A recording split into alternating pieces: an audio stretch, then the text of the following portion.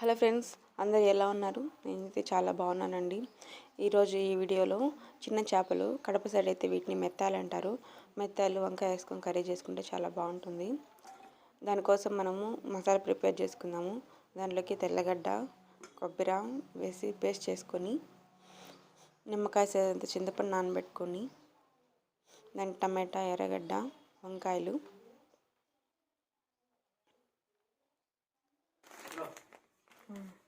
ఈ మెత్తాలని తలా తోక అంతా కట్ చేసేసుకొని వేడి నీళ్ళలో బాగా కడుక్కుని చిలకొట్టుకొని అట్లా 4 టైమ్స్ చేసి బాగా ఆ మస్ట్ అంతా పోయిన తర్వాత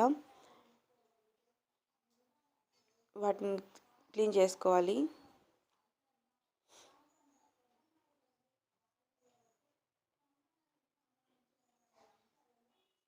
అక్కడ చూపించిన విధంగా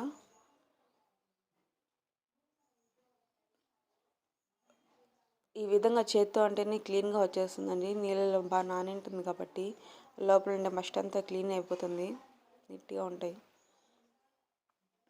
ఇప్పుడు పోపు పెట్టేసుకుందాం. ఆవాలు, జీలకర్ర, మినపప్పు, గరంపాకు,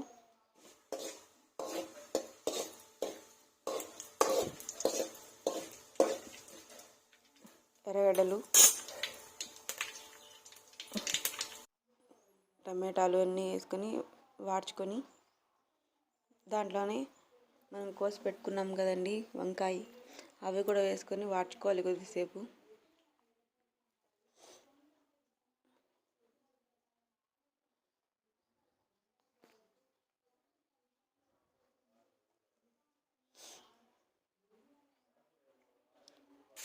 వంకాయలు వాడిన తర్వాత మనం నాకు మసాలా చేసి పెట్టుకున్నాం కదా, కొబ్బరి, తెల్లగడ్డతో పాటు ఉప్పు, పసుపు, మిరప్పొడి, ధనియాల పొడి కూడా వేసి మిక్సీ కొట్టాలి. మిశ్రమాన్ని మొత్తము వేయించుకున్నాం కదా వంకాయ, దాంట్లో వేసేసి పచ్చివాసన పోయేంత వరకు దూరగా వేయించుకోండి.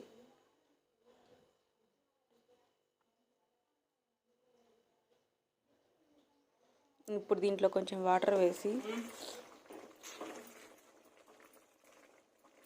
ఈ వంకాయలు సగం ఉడికిన తర్వాత మనం ఇందాక క్లీన్ చేసుకున్నాం కదా చిన్న మెత్తాలు, అవి కూడా వేసేసి ఒక 2 మినిట్స్కి మనము చింతపండు నానబెట్టుకున్నాం కదండి, ఆ చింతపండు పలుపు కూడా దాంట్లో వేసేసేయాలి.